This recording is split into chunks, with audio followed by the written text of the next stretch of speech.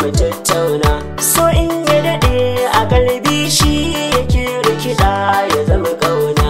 Fatan da nake kawai ni dai ki zama cikon muradina.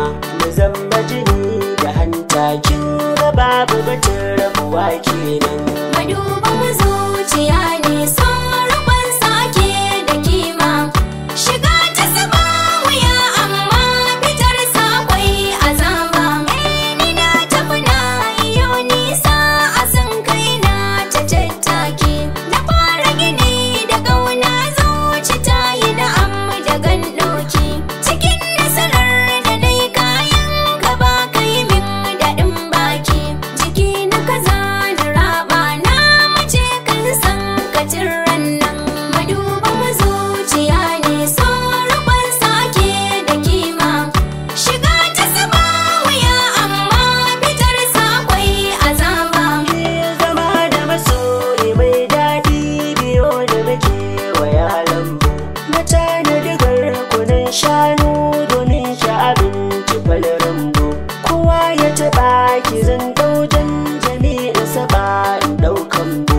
Akwai wauta a kayan wanda za ya raba mu dai kenan. Akwai sauran bayani so ya rasa jini da tsoka.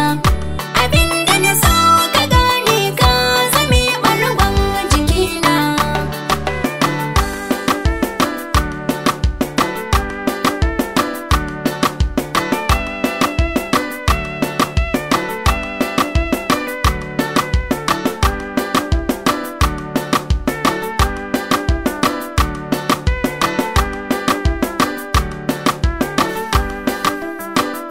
Akwai sauran bayani so ya ratsa jini da tsoka.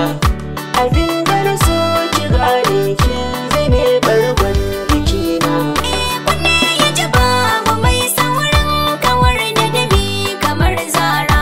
Filin sakuwar da wakai dole sanda ake ya ɗau ƙura. Shi kuma masanci bai nisa cikin ruwa sai akan gora.